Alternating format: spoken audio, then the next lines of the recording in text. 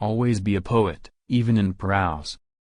One should always be drunk. That's all that matters, but with what? With wine, with poetry, or with virtue, as you chose. But get drunk. Genius is nothing more nor less than childhood recaptured at will. A book is a garden, an orchard, a storehouse, a party, a company by the way, a counselor, a multitude of counselors. The devil's finest trick is to persuade you that he does not exist. The beautiful is always bizarre. Remembering is only a new form of suffering.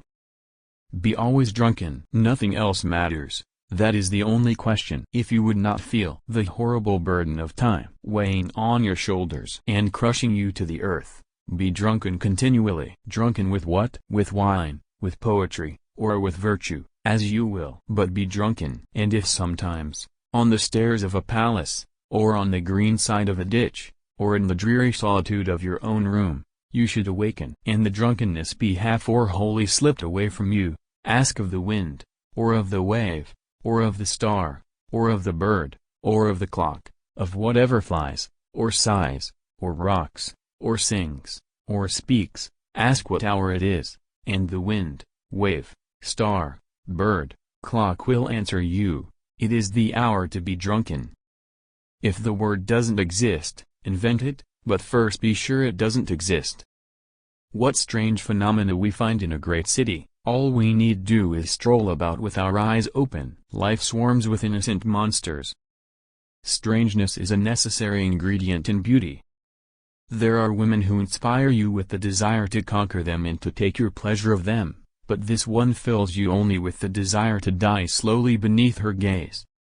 My heart is lost, the beasts have eaten it. I am a cemetery by the moon unblessed. Extract the eternal from the ephemeral. The devil pulls the strings which make us dance, we find delight in the most loathsome things, some furtherance of hell each new day brings, and yet we feel no horror in that rank advance.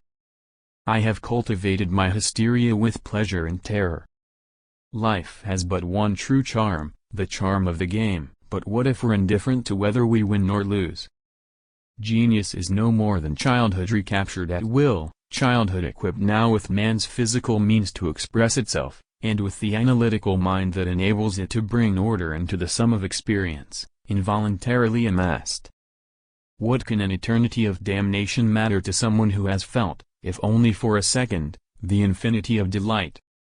I love to watch the fine mist of the night come on, the windows and the stars illumined, one by one, the rivers of dark smoke pour upward lazily, and the moon rise and turn them silver. I shall see the springs, the summers, and the autumns slowly pass, and when old winter puts his blank face to the glass, I shall close all my shutters, pull the curtains tight, and build me stately palaces by candlelight.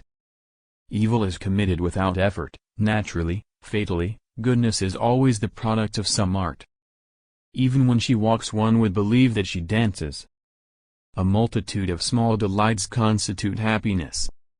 Charles Baudelaire, get drunk. One should always be drunk. That's all that matters, that's our one imperative need. So as not to feel time's horrible burden that breaks your shoulders and bows you down, you must get drunk without ceasing. But what with? With wine, with poetry, or with virtue, as you choose. But get drunk. And if, at some time, on the steps of a palace, in the green grass of a ditch, in the bleak solitude of your room, you are waking up when drunkenness has already abated, ask the wind, the wave, a star, the clock, all that which flees, all that which groans, all that which rolls, all that which sings, all that which speaks, ask them what time it is, and the wind, the wave, the star, the bird, the clock will reply, it is time to get drunk. So that you may not be the martyred slaves of time, get drunk, and never pause for rest. With wine, with poetry, or with virtue, as you choose. I have felt the wind on the wing of madness. As a small child, I felt in my heart two contradictory feelings, the horror of life and the ecstasy of life. I am unable to understand how a man of honor could take a newspaper in his hands without a shudder of disgust. The poet is a kinsman in the clouds who scoffs at archers, loves a stormy day, but on the ground, among the hooting crowds, he cannot walk, his wings are in the way. You walk on corpses, beauty, undismayed. He who looks through an open window sees fewer things than he who looks through a closed window.